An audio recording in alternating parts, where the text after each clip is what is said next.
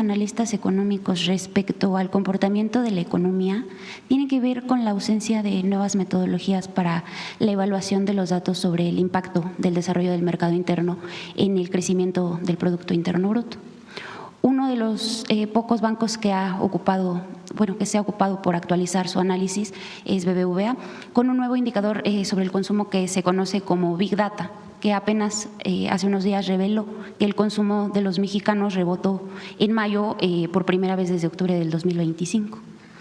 Presidenta, ¿no deberían más analistas ocuparse de entender las nuevas dinámicas de la economía y las acciones desde la Secretaría de Hacienda para impulsar la economía en medio de un ambiente complejo y recesivo a nivel mundial? Lo hemos platicado aquí varias veces. El indicador que desde hace tiempo se utiliza para determinar lo positivo o no de una economía es el Producto Interno Bruto, que formalmente es la riqueza generada en un país. Sin embargo, el PIB es un indicador muy agregado que no habla de muchas otras cosas, como por ejemplo la distribución de la riqueza. No habla del incremento de los derechos del pueblo. Durante algún tiempo, el Programa de Naciones Unidas para el Desarrollo hizo un índice que era el Índice de Desarrollo Humano. Hace tiempo que dejó de utilizarse este índice, pero tomaba en cuenta el Producto Interno Bruto per cápita, pero también el incremento en el nivel educativo de la población y algunos otros indicadores que ayudaban a determinar el nivel de desarrollo de un país. El mejor ejemplo de ello es lo que ha pasado en México.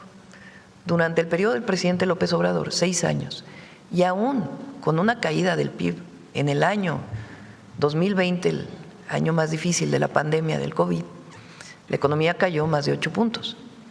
¿Por qué? Pues porque cerraron las fábricas por la sana distancia, porque era la única manera, no solo las fábricas, sino las oficinas, comercios, servicios, porque era la única manera de contener el contagio. Lo hicieron también en otros países.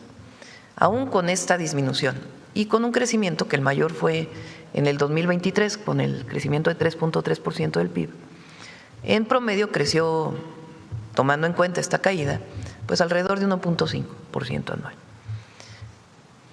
Y salieron 13.5 millones de mexicanos de la pobreza. Y aumentó el salario mínimo. ¿Dónde se mide eso? ¿Cómo se mide? Dirías, a lo mejor un país que tiene 4% de crecimiento del PIB está mejor que México, pero nadie salió de la pobreza, porque toda la riqueza que se generó se concentró en unos cuantos.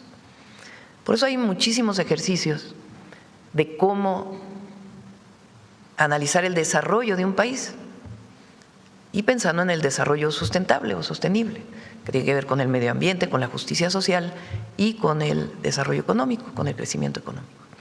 Indicadores como este que tú planteas tienen que ver, en efecto, con el consumo. Y más ahora, mucho del consumo se realiza por vía electrónica. Ya no es el consumo directo de las tiendas. Entonces, hay muchas maneras de conocer las características de la economía de un país.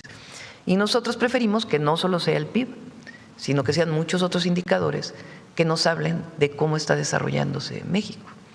Y esa es una visión también del humanismo mexicano, distinto al periodo neoliberal. Podían crecer al 2% algunos sexenios, pero aumentó la pobreza, aumentó la desigualdad. Entonces, ¿quiénes fueron los beneficiados del crecimiento del 2%? Eso no quiere decir que no sea importante el crecimiento económico, pero no es lo único. Y hay que tomar en cuenta muchos otros indicadores. ¿Han platicado con bancos o casas de bolsa para darles a conocer estos nuevos umbrales económicos, Presidenta? Porque sabemos que la Secretaría de Hacienda pues sí ha desarrollado nuevos modelos de análisis.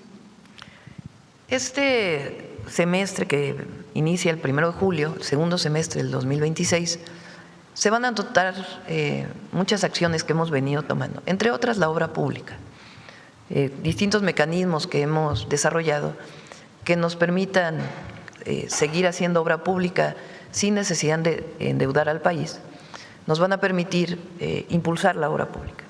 Vean ustedes en los indicadores de crecimiento económico de los últimos meses, la construcción es lo que ha permitido el repunte. También creo que sale hoy un indicador que el empleo manufacturero comienza a crecer nuevamente.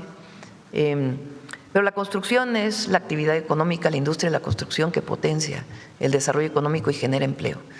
Entonces, estas obras públicas, el desarrollo de las nuevas obras públicas que cumplen con el proyecto de nación que presentamos, el plan de desarrollo para hasta el 2030, y al mismo tiempo la vivienda para el bienestar, están impulsando y van a impulsar todavía más el segundo semestre de este año.